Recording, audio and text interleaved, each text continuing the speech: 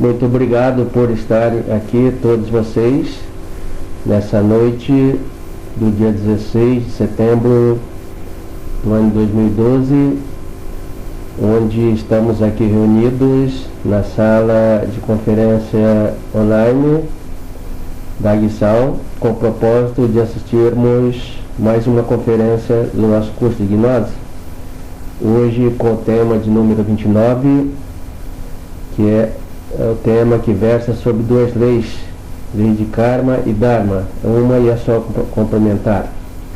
Nós estamos a uma conferência do encerramento da primeira fase, que é composta de 30 temas. Estaremos terminando na quinta-feira. Na sexta-feira já estaremos tratando do tema de número 31, portanto já na fase 2. Nós temos o nosso curso composto de 3 fases, 30 conferências em cada fase, portanto o curso completo a pessoa faz em 90 aulas. Isso dura mais ou menos 6, 7 meses. Então esse é um tema muito importante, dado pelo venerável mestre Samael, nos seus livros da sua doutrina samaeliana. São duas leis, todos vocês sabem que nós vivemos no universo de 48 leis.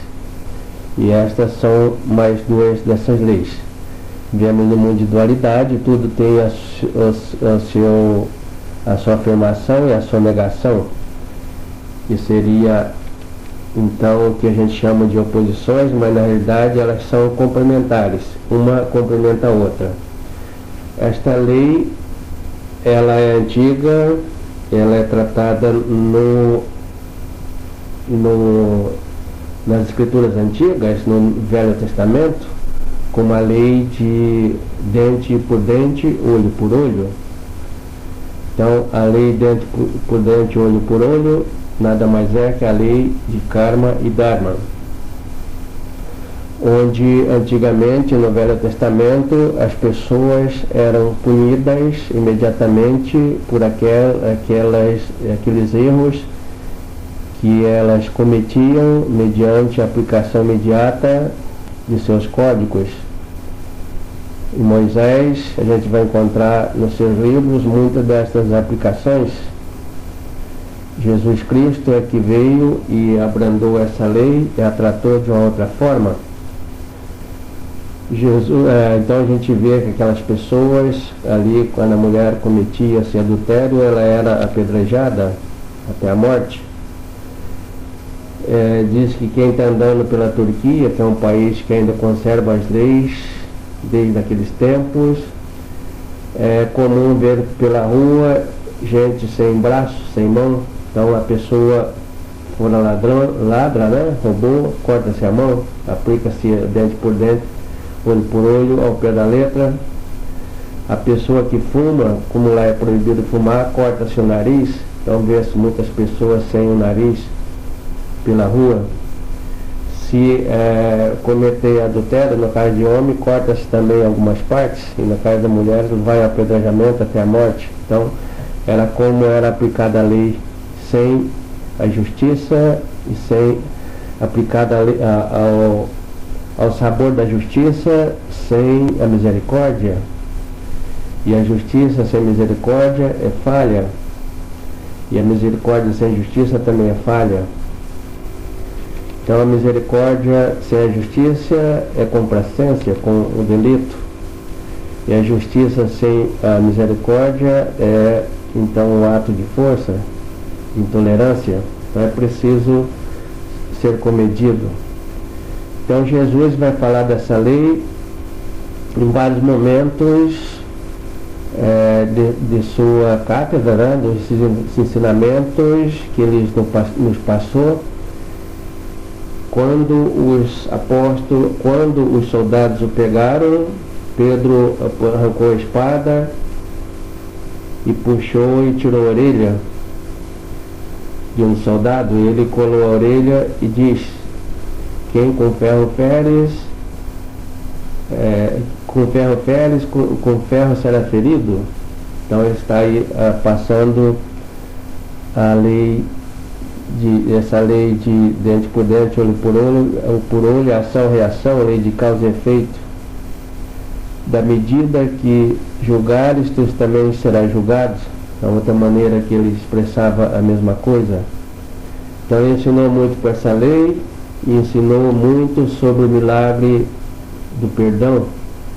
Ensinou o perdão para as pessoas, porque a única coisa que pode quebrar o destino, quebrar a sequência com que esse ato venha a se cumprir, essa lei venha a se executar, é o perdão. O perdão quebra a corrente kármica, como nós vimos na aula de ontem, de retorno e recorrência.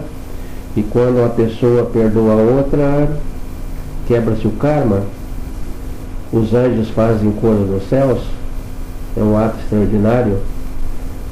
Por isso que Jesus dizia,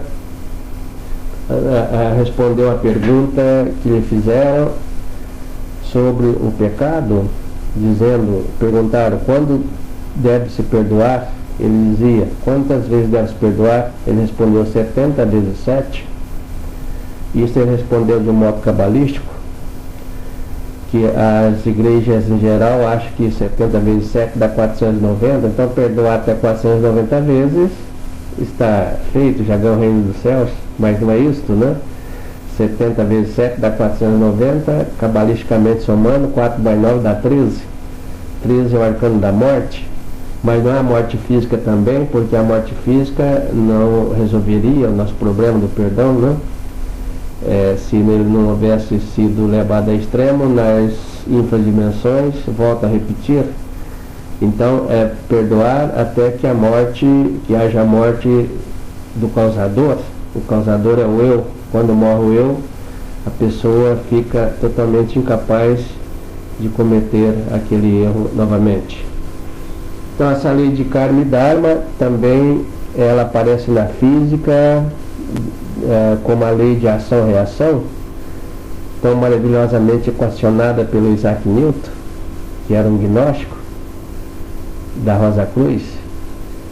Sabemos do Isaac Newton só a sua parte científica, das 3 leis de Newton. Como física eu lidei muito com elas, e vocês estudaram, que é a primeira, que é a lei da inércia, a segunda da força igual massa vezes aceleração, e a terceira é a lei da ação e reação.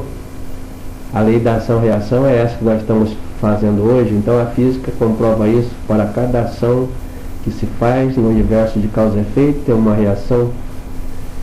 Então quando fazemos uma ação positiva, que é consequência, que é uma função da nossa essência, onde se produz valores, com essa ação positiva nós firmamos uma moeda dármica perante a justiça divina, temos um dharma.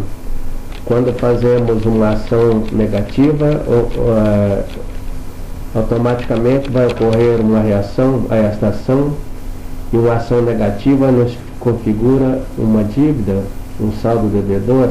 Então temos um karma lá na justiça divina. E quem é que vai anotando tudo isso dentro da gente? A nossa partícula divina, que temos no nosso próprio ser, chamado Kaon. Então o Kaon anota tudo, as nossas boas e as nossas más obras. Quando chegamos no nosso julgamento, então o Kaon vai ser o nosso relator, vai ler o que nós fizemos de bem e o que fizemos de mal.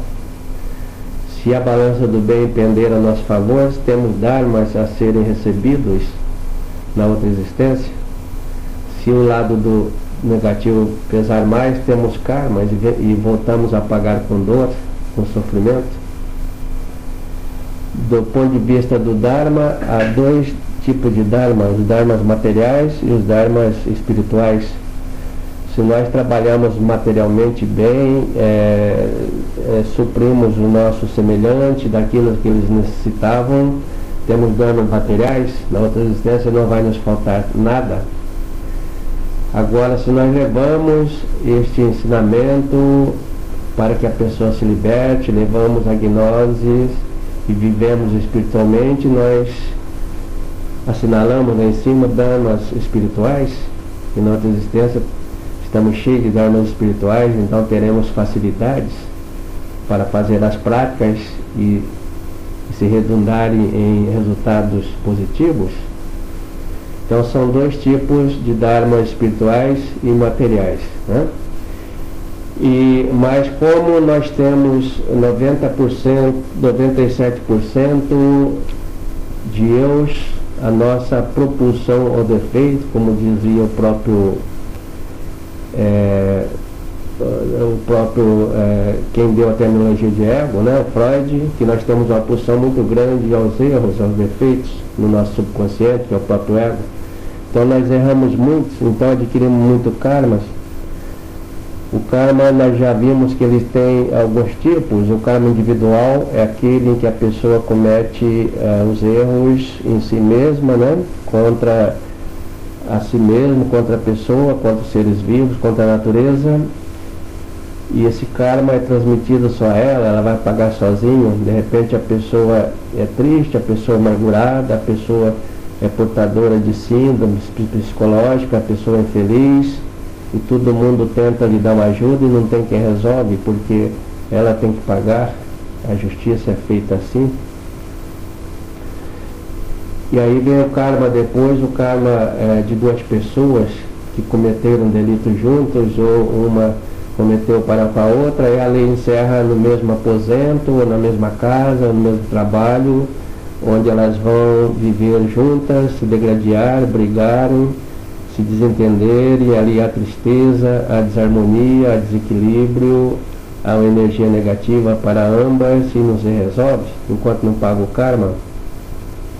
Este é o karma de marido e mulher, que casam com o outro pensando que são os verdadeiros amores, estão completamente enganados, porque a lei não deixa casar com quem mais se ama ou com quem não se ama, a lei deixa casar com quem se mereça. Então é o que merecemos, porque foi isso que fizemos na existência passada, então estamos ali para pagar nossas dívidas. Dívidas estas que Jesus ensinou para que nós, enquanto estivéssemos no caminho, acertássemos com nossos amigos ou com quem prejudicamos, antes de chegar ao juiz. O juiz, ele estava falando da justiça divina, ela vai cobrar mesmo. Então ali são colocadas, as pessoas brigam, se desentendem, até que acaba o karma. Quando acabar, acaba o relacionamento. Então não casamos com quem mais amamos, nós casamos com quem temos mais dívidas kármicas, que é a oportunidade que a lei nos dá para podermos acertar no caminho antes de chegar ao tribunal, como disse Jesus. Mas por falta de compreensão, já que não estamos nos auto-observando, fazendo um trabalho psicológico sobre nós mesmos, nós acabamos embolando no meio do campo, como diz da gira, né? Acabamos complicando mais, adquirindo mais dívidas que vão voltar conosco na outra recorrência, na outra existência. E assim vai indo sucessivamente, até que um dia nós desconfiamos do papel que estamos exercendo, e um do lado vai ter que perdoar para que a lei deixe de agir e para que quebre a corrente kármica. Depois daí vem então o karma coletivo, que às vezes várias pessoas cometem certas atrocidades e depois têm que pagarem juntas. Isso é karma coletivo. Vocês podem observar que tem pessoas que vão nascendo ali no Oriente, onde estão sob um barril de pólvora. A guerra pode explodir a qualquer momento. São pessoas que trabalharam para a guerra, pessoas que viveram em função disso, cometeram uma ação e agora tem reação, tem que pagar essa dívida. Então já nasce ali, no local adequado para que isso ocorra. Nós falamos aí no vídeo do avião, isto foi descrito pelo mestre.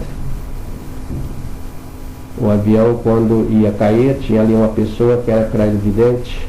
Então essa pessoa viu que antes da queda do avião, aquelas pessoas ali, lá na quinta dimensão, elas ali já na quarta dimensão começaram a se vestir de roupas de piratas, pegaram as suas armaduras e começaram a se degradar uma com as outras, enquanto o avião ia caindo e todos morreram.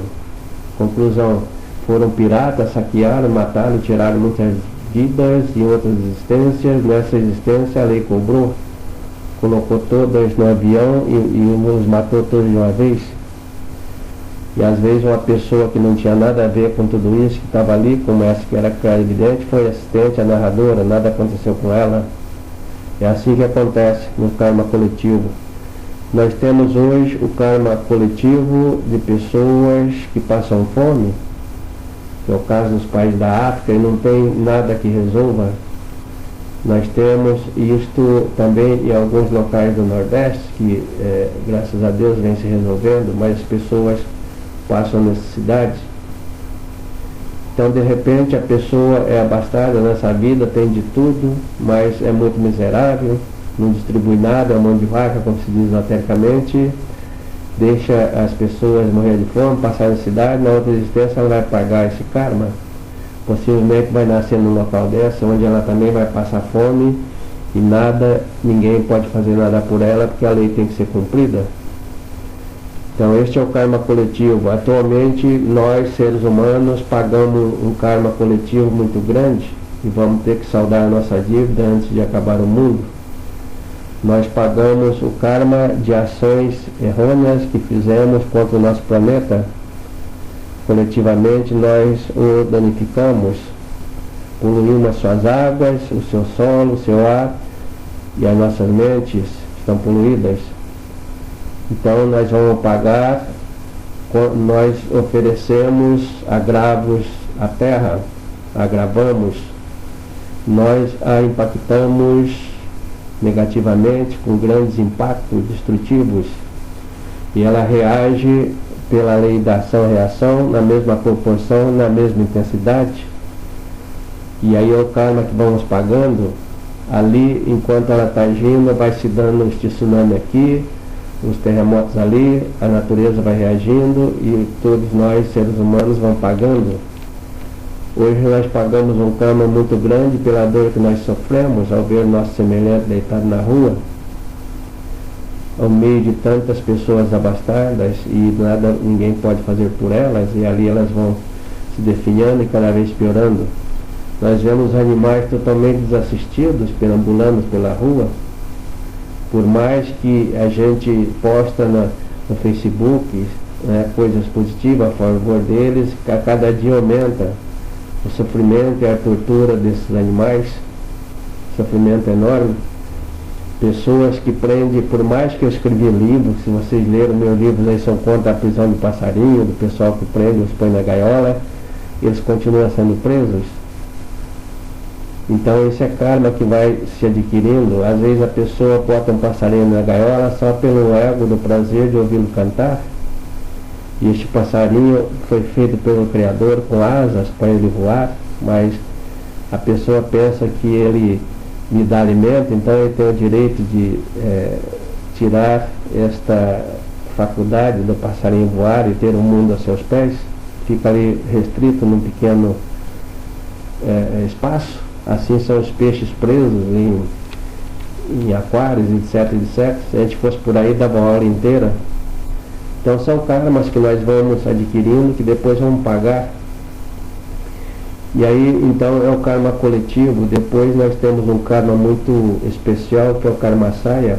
O karma saya é o karma do pecado contra o Espírito Santo. O pecado contra o Espírito Santo se processa de duas maneiras: ou pelo adultério que nós cometemos, ou pela fornicação. Adultério é quando violamos a lei do nosso namoro, do nosso casamento. E fornicação é quando derramamos a energia seminal.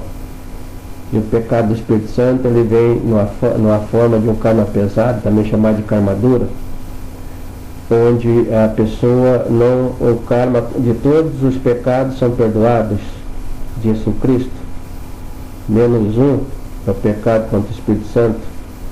Então esse pecado aí não pagamos com os 3 fatores de revolução da consciência, com melhores que sejam as nossas obras. Nós vamos pagar na dor. Então é a dor que vamos sofrer até morrer. E essa dor vem na forma de uma doença incurável, de uma AIDS. por exemplo, de um câncer. Muitas delas vão tendo cura, quando começa a cura para uma, aparecem outras. E os karmas vão sendo pagos na lei divina e as doenças vão aparecendo e a pessoa ali sofre até a morte. Então saibam vocês a partir de hoje, né, que o câncer é o karma resultante da fornicação. Pessoas que usaram o ensinamento de maneira indevida ou não praticaram na outra existência, agora pagam o karma de doenças mentais, das síndromes, depressão, bipolaridade, esquizofrenia, etc, etc. São todas pessoas voltadas ao espiritual, mas a lei tirou delas a oportunidade de agora adquirir o mesmo conhecimento, senão cometeriam os mesmos erros. E isto é a oportunidade que a lei dá para que a pessoa possa pagar e não se complicar mais. Às vezes a pessoa nasce cega ou com a visão parcial, porque foi uma pessoa extremamente cruel na outra existência, e se ela tivesse a visão, ela cometeria os mesmos erros. Então a lei está até ajudando que ela pague a sua dívida aqui mesmo na Terra, antes de entrar no abismo. Então este é o karma saya. Às vezes a gente tem esse karma temporariamente, acontece conosco. Eu passei uns 5 ou 7 anos sem arrumar uma namorada, quando eu era bem jovem, eu estava no exército. Aqui em Santos tinha na época um baile muito gostoso, que era do Guap, né, tempo dos Beatles, tempo de romantismo. Então eu ia no baile e não conseguia nada, né? Nenhuma menina queria namorar comigo, não arrumava nem para dançar. Aí eu arrumava amigas, elas me diziam, poxa, mas você é bonito, né, tem os olhos verdes. E eu dizia para ela, o que adianta, ninguém me quer. E assim passaram esses anos todos. Às vezes quando eu arrumava, não tinha ninguém, arrumava namorada e aparecia 5, 6, né? Aí eu não sabia com quem ficar, acabaria perdendo todas. Então foi um tipo de karma saya que eu tive, mas graças a Deus acabou, né? E ali eu notava que tinha muitas moças bonitas também, e isso tem até hoje, ficavam ali a noite toda, não conseguiam dançar, ninguém chamava eles para dançar. E às vezes tinha uma moça feinha lá no canto que dançava a noite toda. Antigamente o baile era assim, não ia passando a vassoura, né? Ela não ficava um minuto sem dançar. Então são os karma saya, só para vocês terem uma ideia. Então o karma saya, a gente não arruma mesmo um companheiro, né, enquanto ele não acabar. A não ser que a gente esteja fora do caminho espiritual, arruma uma pessoa para complicar mais, né? A gente vai arrumar não a pessoa para namorar, mas um ficante, né?